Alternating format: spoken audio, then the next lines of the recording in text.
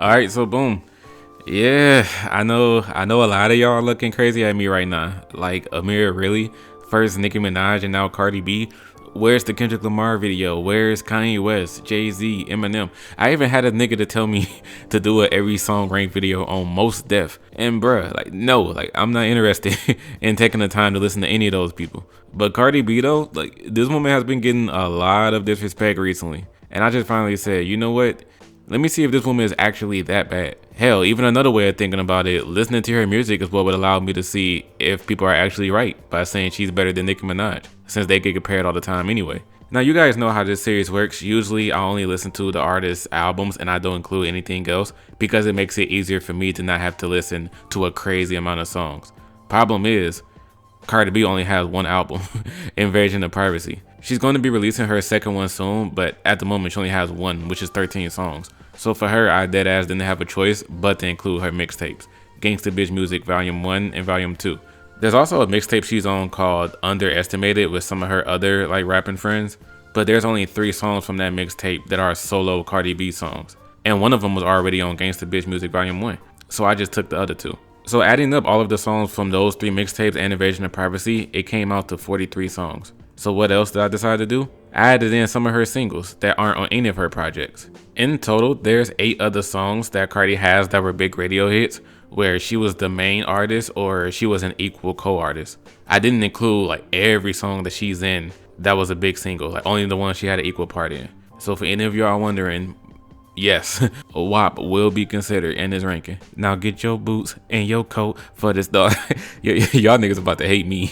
So adding 33 plus 8 singles, we have a total of 41 Cardi B songs, so it didn't take nearly as long to get to her music like it did for all my other episodes. No more time to waste though, let's get to her whack tier, everybody. These songs are Cardi B's absolute worst tracks in my opinion, and for any reason, if you wanted to check out her catalog, I would recommend not even bothering with these songs. These bitches can't see me even with a telescope. Every day I'm shitting on them. I don't flush the toilet bowl. Ew. Stripper Hoe is kind of like an educational song. Like, she's not only bragging about herself being one, but she's telling other girls how they should hustle to get their money and how to trap a nigga to get money out of him. And yes, you heard the last part right. At the very end of the last verse, she encourages trapping a guy into making you have a kid by him. She says, when a nigga about to come, just throw it back. It's over. You won. That nigga trapped. And his bank account, girl, empty that. Lines like this is what this song is pretty much all about. I feel like I may be reaching with what I'm about to say next, but Cardi B seems like the type of person that would have sex with a nigga, then drug him and take all his money, and then try to pass it off as, I had to do what I had to do to get by. And I don't know, y'all let me know if y'all agree. Does Cardi seem like the type to do that? Because I could be tripping.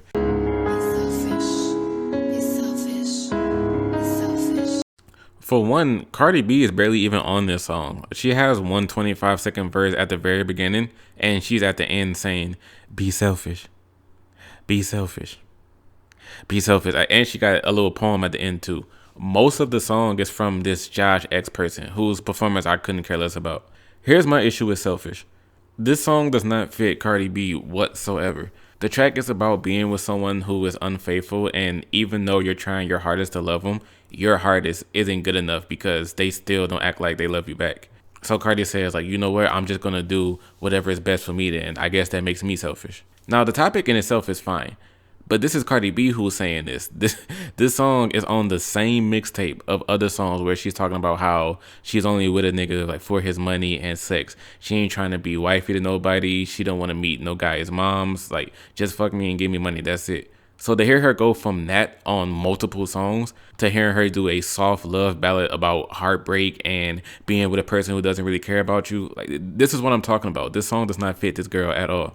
It's a failed attempt at a soft love ballad. The song itself is like serviceable, but I consider it whack because it's a Cardi B song. I wanna hurt you. I wanna hurt you.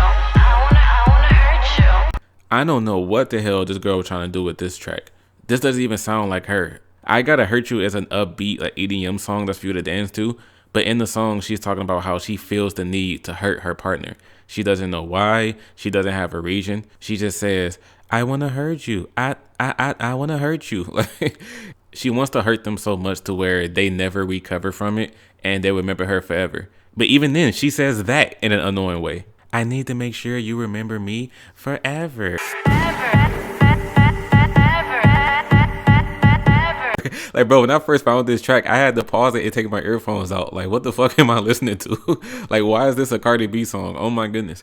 I guarantee if you played this song around somebody, they would not guess in a million years that this is Cardi. Songs like this are just failed experiments at her trying to do something different. Niggas, bitch.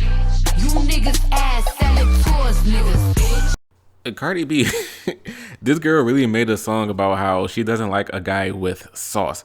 Now, usually when you hear a person say they got sauce, that means their swag or their style. But Cardi considers it a guy that has feelings and trying to get close to her, and also any guy that lies about the life he's living. She's going to check you and say things like, you know, if you a shooter, how many niggas have you shot? You say you a scammer, but then why is your bank account empty? She's calling out any dudes that's trying to front. But then she's also telling guys that, like, I'm a hoe, I don't cook, I don't clean, I don't want to meet your mama, none of that. Like, so don't be catching feelings for me. It ain't that serious. And even after she tells guys that, some dudes still try to fall for her. So she's like, look, like, just give me sex and money, and if you can't do that, you a sauce nigga. Now, this term will never catch on. I don't think in any hoods calling someone a sauce nigga is an insult. But either way, this song is definitely one of the worst in her discography because it's crazy to see someone embrace and calling themselves a hoe and saying all they care about is dick and money. Before getting to the forgettable and skip tier, I wanted to point out something. I don't know if y'all noticed this, but the last 3 songs I talked about in the whack tier, Selfish, I Gotta Hurt You, and Sauce Boys, were all from her first mixtape. Let me tell y'all something. Now, the person that I am, I keep it real when it comes to my opinions on music. I'll joke around here and there by randomly insulting the artist, or sometimes I'll jump on a bandwagon meme and say something like Playboy Cardi's Die Lit is a classic album, but that's just to make the video more entertaining. 99% of the time, I'm being very, very honest with y'all. So I'm being very serious with what I'm about to say next. Actually, hold on. Let me turn off the background music because I'm being real serious with what I'm about to say. Cardi B's first mixtape, Gangsta Bitch Music Volume 1, is hands down one of the worst mixtapes I've ever heard in my fucking life. There are 9 songs on this project. 7 out of those 9 are in this part 1 video. I only enjoyed 2 songs from it, and that's Trust Issues and 10 Trick Commandments. Even those 2 songs aren't all that. They're actually going to be in the good enough tier. So other than those 2 tracks that will be in part 2 and the 3 songs I already talked about, the rest of the tracks are in the skip tier. This mixtape is like impressively bad. Like, she was striving to make some whack music. I honestly don't think there is a single good song on this entire mixtape. Every track is either mid okay or it just flat out sucks. So if any of y'all want to check out more of Cardi B's catalog even after watching my video, I strongly recommend that you stay away from this. It's going to end up being a half-hour waste of your time. Your bitch want party with Cardi. Cardi a body in a Rari. 21's performance was big whack. I genuinely don't see how y'all can enjoy a verse like this. The I don't eat pussy, I'm fast in line, the hot sauce on my chicken, I put hot sauce on her titties line, and this bitch so bad I popped a molly before I hit it. Like, this is so damn cookie cutter. People say 21 has been one of the most improved rappers in the game. Like, he started off trash, but now he's dope. And I hope that Bartier Cardi was the trash version of him that y'all was talking about, because I don't want to hear anybody telling me that he killed it on this song. Cardi B and the beat is the only thing that saves this from not being in the whack tier, because both of those things were decent enough.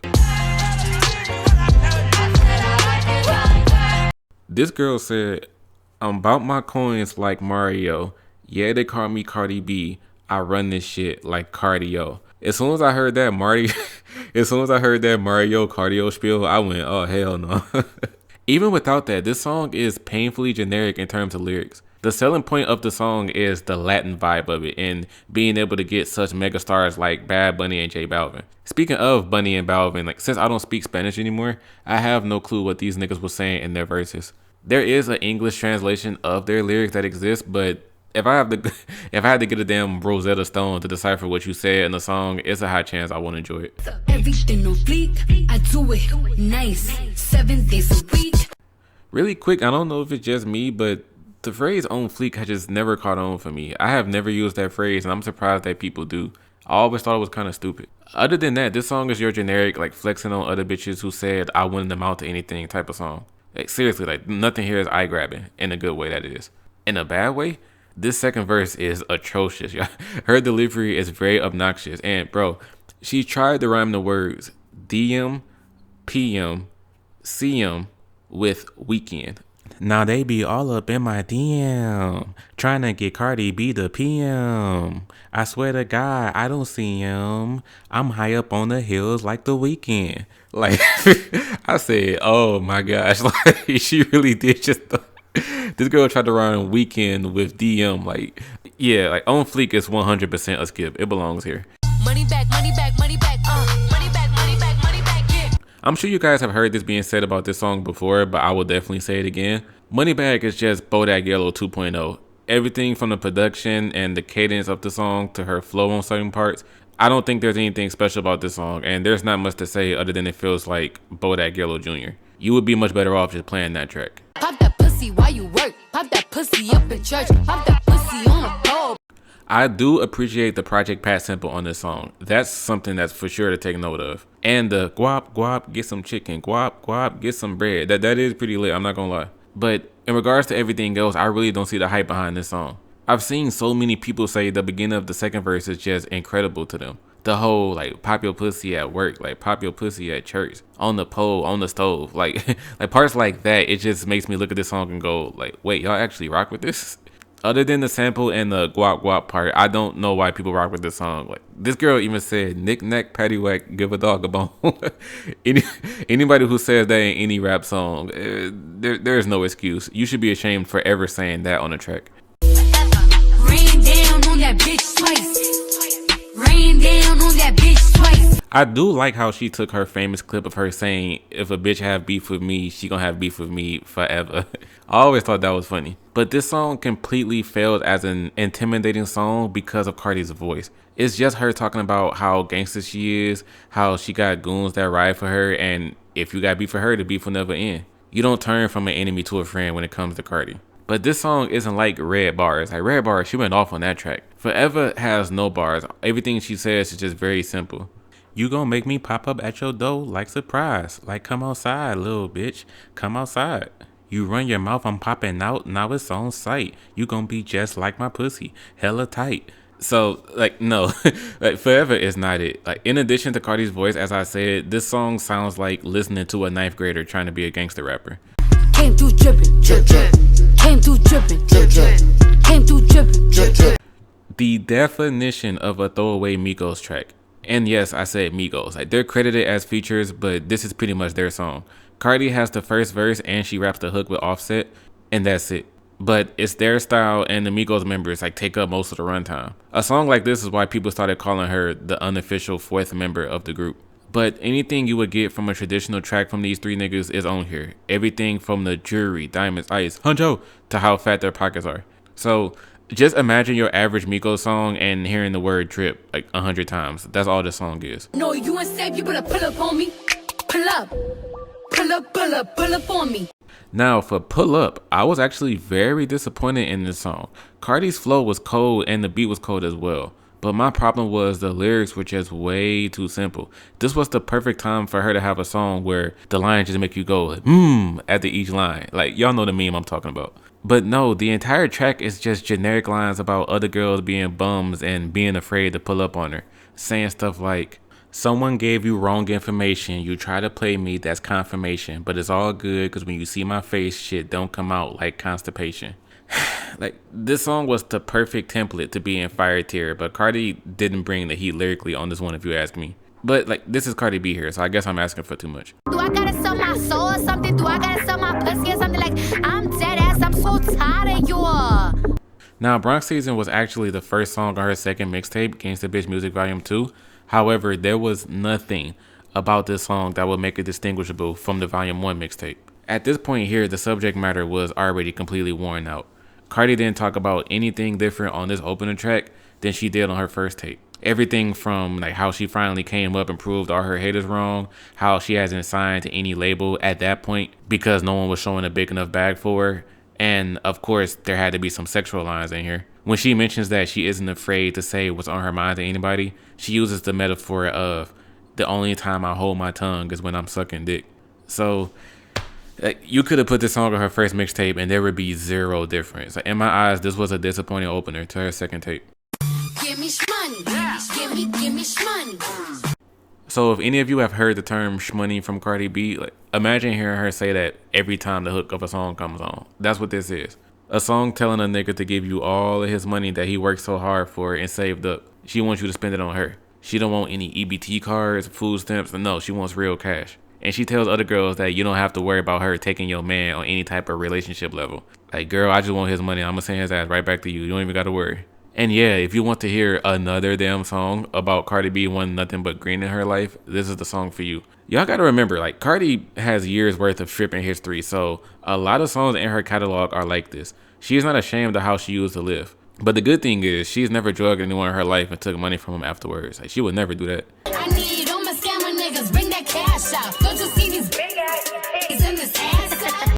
Bro, pretty much everything I said about what a girl likes applies to What's Poppin'. This song only has one verse, and the entire rest of the track is talking about how she want all the hood dudes, the scammers, and all the making money niggas to make it rain at the club.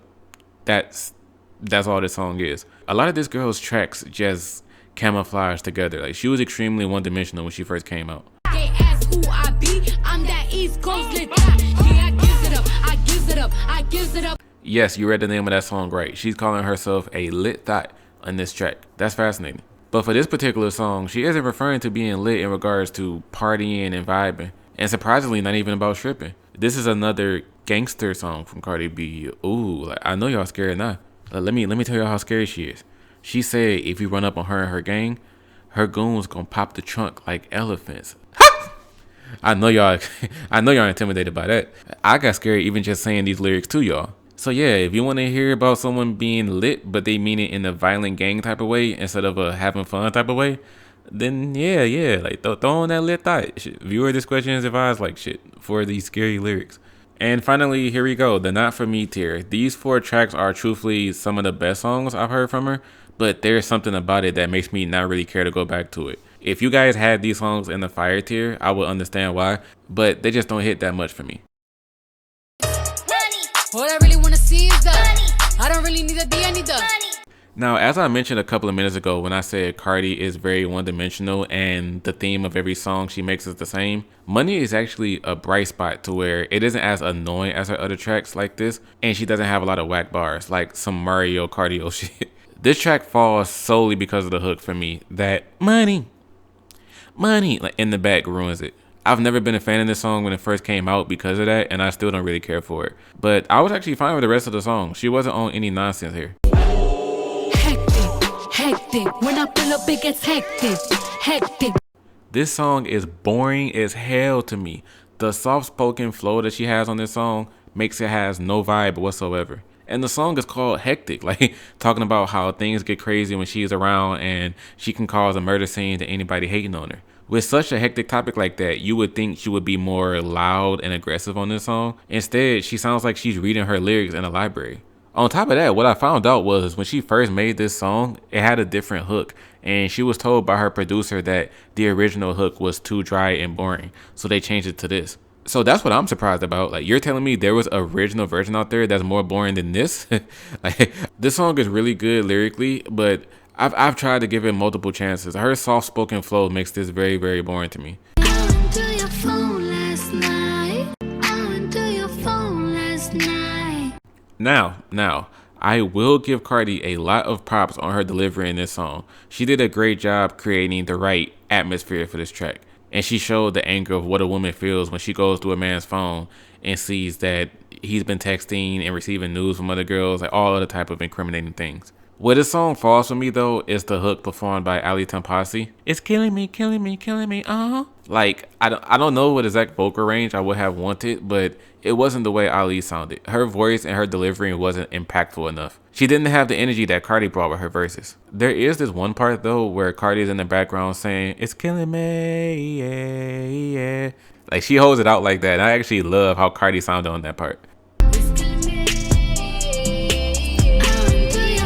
Now, the final song in this video that I'm talking about next is actually a song that fits this exact description. The song is great, but the featured artist on the hook strongly takes me away from rocking with the track as much as I would like to. And the featured artist on this next track, I'm about to make a lot of y'all mad that I'm slandering her name.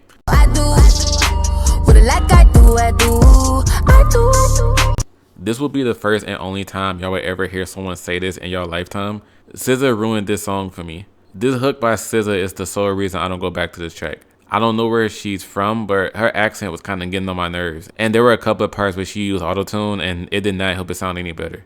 Now, Cardi B went off on this song. Like, my favorite lyrics was at the end of the first verse when she said, "They said by now that I'll be finished, hard to tell. My little 15 minutes lasting long as hell, huh?"